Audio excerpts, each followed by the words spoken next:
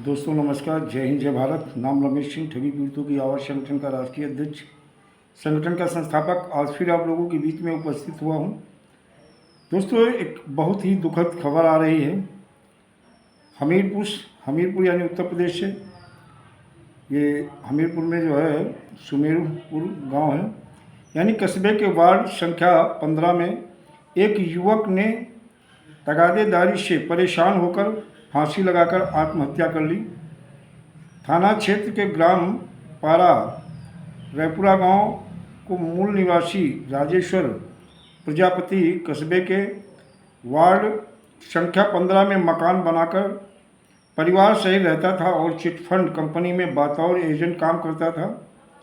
बताते हैं कि तमाम जान पहचान नाते एवं नातेदार रिश्तेदार के लाखों रुपए उसने चिटफंड कंपनी में लगवा दिया था। बाद में वह कंपनी कारोबार समेटकर नदारत हो गई। इसके बाद लोग इससे तगादा कर रहे थे। बताते हैं कि 3 दिन पूर्व कुछ लोगों ने तगादे को लेकर घर आकर जमकर उत्पात मचाया था, जिससे वह बेहद परेशान था। बीती रात उसने पत्नी के साथ खाना खाया और कुछ समय अकेले रहने की बात कहकर पत्नी को कमरे से बाहर कर दिया और साड़ी से फंदा लगाकर फांसी लगा ली। कमरे में किसी तरह की आहट न होने पर पत्नी ने अन्य परिजनों को बुलाया। मृतक के भाइयों ने दरवाज़ा तोड़ा तो फांसी पर लटक रहा था। आनन फानन में उसे फांसी से उतार कर अस्पताल ले गए, जहां डॉक्टरों ने उसे मृत घोषित कर दिया। पुलिस ने शव को कब्जे में लेकर पोस्टमार्टम कराया है। मृतक अपने पीछे पत्नी आराधना, पुत्र आयुष राजन को रोता बिलखता छोड़ गया। दोस्तों ये बड़ा दुर्भाग्यपूर्ण है। और ये स्थिति देखा जाए, जिस समय वर्ष 2019 कानून की चर्चा करके आवेदन करवाए जा रहे थे, तो एक समय ऐसा था कि लोग आत्महत्या नहीं कर रहे थे। उन्हें लग रहा था इस कानून के तहत सरकार ने अगर जिला स्तर पर, तहसील स्तर पर विंडो ओपन कराया है तो अतिशीघ्र भुगतान करेगी। लेकिन देखा जाए इन सारी चीज़ों हो जाने के बाद में जैसे जैसे समय बीतता गया, वर्ष 2019 की भी अनुपालना सुनिश्चित नहीं हुई है। राज्य के कानून जो के तहत जो पोर्टल आया उसके तहत भी अभी कंपनी को नोटिस भेजी जा रही है, ना कोई कार्रवाई हो रही है। पीड़ित जमाकर्ताओं को भुगतान न होने की वजह से पीड़ित जमाकर्ताओं का पेशेंस धैर्य जवाब देता जा रहा है। कहीं ना कहीं वो अभिकर्ता को परेशान कर रहा है। मैं निवेशकों से भी अनुरोध करेंगे कि देखो, अगर अभिकर्ता जिंदा है तो आपका पैसा भी जीवित है। वो लगातार प्रयास करके आपका भुगतान करवाने का प्रयास करेगा और लगातार आंदोलन भी भाग लेंगे।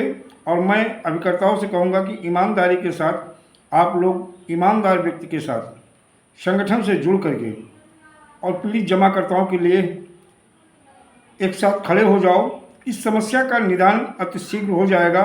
और इस बार अब आर पार का मन मैंने भी बना लिया है।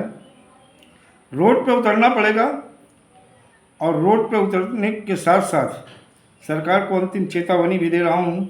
अगर ये हादसे आपकी लापरवाही, आपने जिस कानून की बनाया उसकी अनुपालना न सुनिश्चित करना और ठगों को सह देना और पीड़ित जमाकर्ताओं का भुगतान न होने के कारण जो ये चीज़ें हो रही हैं, ये जान लो आने वाले समय में आप राज्य हो या केंद्र, हर जगह आपको मात मिलेगी और आप सत्ता से बाहर हो गए। और जो बेईमान अधिकारी हैं, जो ईमानदारी के साथ पीड़ित जमाकर्ताओं का भुगतान नहीं करा रहे हैं, आवेदन ले लिए और उसे कूड़े में डाल रखें, इन बेईमान अधिकारियों को भी दंडित करवाना होगा। और आंदोलन ही अब मात्र विकल्प है। और आंदोलन के बाद मैं सब अभिकर्ताओं से अनुरोध करूंगा, कोई ऐसे कदम मत उठाए।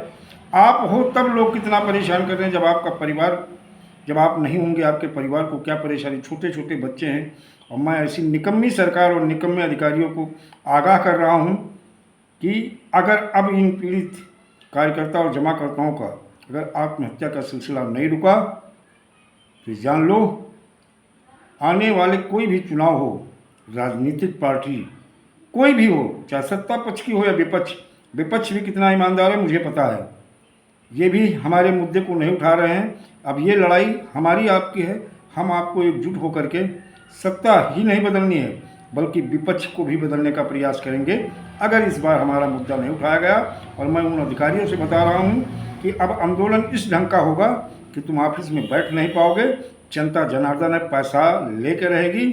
और मैं अनुरोध जहाँ अभिकर्ता निवेशकों से करता हूँ, अभिकर्ताओं से भी अनुरोध करेंगे ऐसा कदम मत उठाइएगा। संगठन आपके साथ खड़ा है। अगर ऐसी कोई समस्या है, आप निवेशक से भी मेरी बात करा सकते हो, और निवेशक से भी अनुरोध करेंगे इस तरह की इतना ज़्यादा लोगों को परेशान ना करें कि वो आत्महत्या कर लें।